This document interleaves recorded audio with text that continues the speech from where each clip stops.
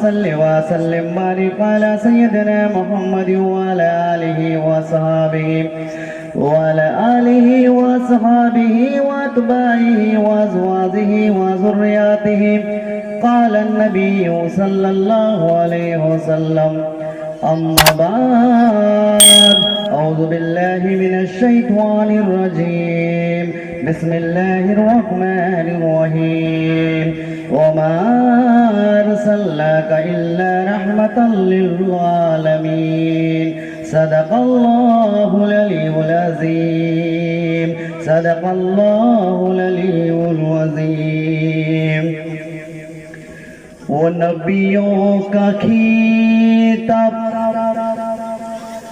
लक़ब पाने वाला वो नबियों का खिताब लक़ब पाने वाला अपने बेगानों का दर्द लेने वाला परेशानियों में काम आने वाला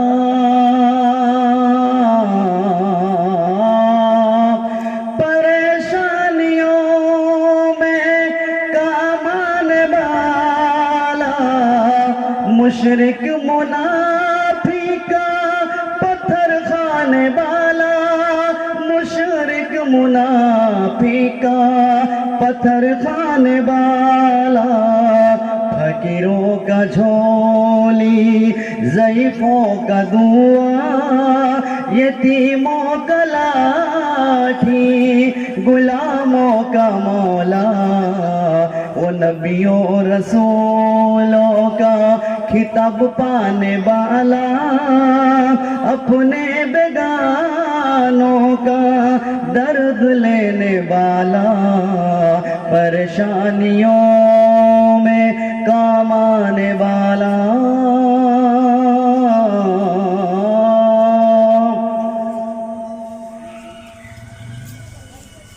जिंदगी दी है जीने का हुनर भी देना कौम बख्शे हैं तौफीक के सफर भी देना ऐ अल्लाह मैं जो गूंगा था बोलना तूने सिखाया बोलूंगा तो ऐ रब बातों बातों पर असर भी देना बातों बातों पर असर भी देना इहाना पक्षपात कछोरक हो वेद पुरांत संत मतो भग हो सबंत विक्रम दो अलटगा महाकोक नसु चतुर पतटगा राजनीति भाव प्रीति दिखावे अपना मत सबका समझावे हर सूरन चुता सुंदर सतुचारी तिनका वंश भया अति भारी तब तक सुंदर मध्य कोया बिना मोहम्मद पार न होया तब तक जंतु जंतु भिकारी बिना मोहम्मद पार न होया हर सुंदर निर्माण ना होई तुलसी बचन सत्य सच होई काल रब्बि इश्रह ली सदरी वयस्सिर ली अमरी वहलुल उक़दतम मिन लिसानी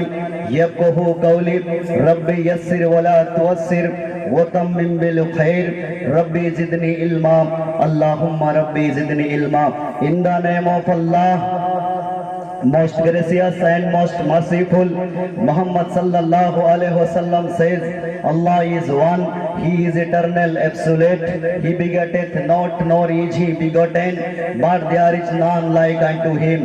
Allah subhanahu wa ta'ala says, you remember me, I will remember you also, you grateful to me but not reject my faith. आए हुए तमाम मुसल्लियान किराम आने वाले सभी ईमान मुसलमान को रबीउल अव्वल सिरातुन नबी इस्लाम आसरा की मुबारकबाद देते हुए मैं बातें को आगे की ओर ले चलूं।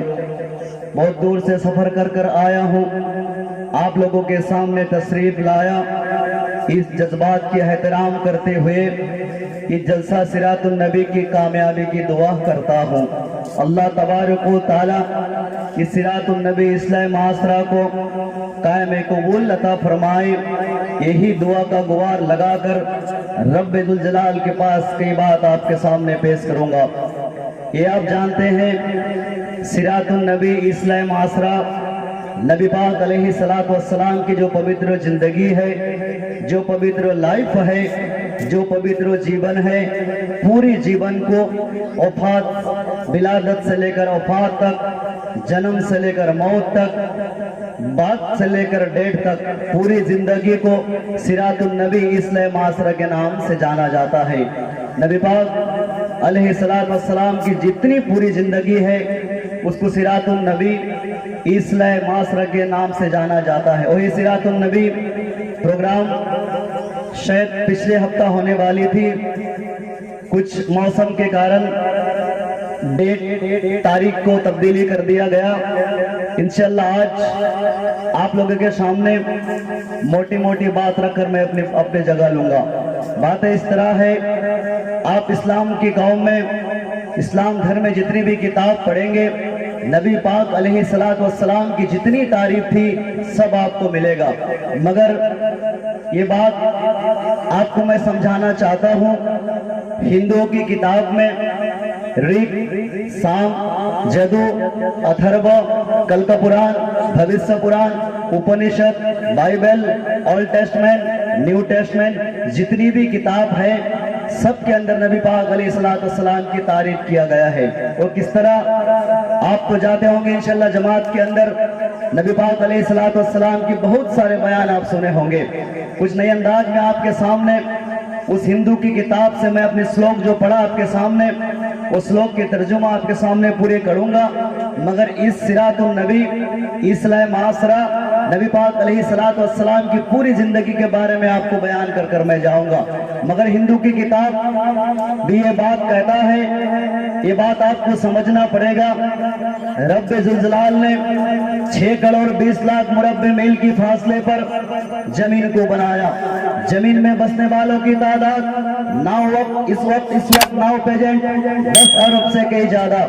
10 अरब के अंदर सबसे ज्यादा आबादी, सबसे ज्यादा पॉपुलेशन, सबसे ज्यादा जनसंख्या जब किसकी है तो ईसाई की कौम की है, जो ईसा अलैहिस्सलाम को रब और भगवान मानते हैं। पहली नंबर उसकी कौम कितनी फीसद है? तकरीबन 35-33% उनकी कौम है। उसके बाद जब किसी की नंबर आती है इत्मीन अमरीन, जब किसी की नंबर आती है वो मोहम्मद रसूलुल्लाह की गुलामों की नंबर आती है।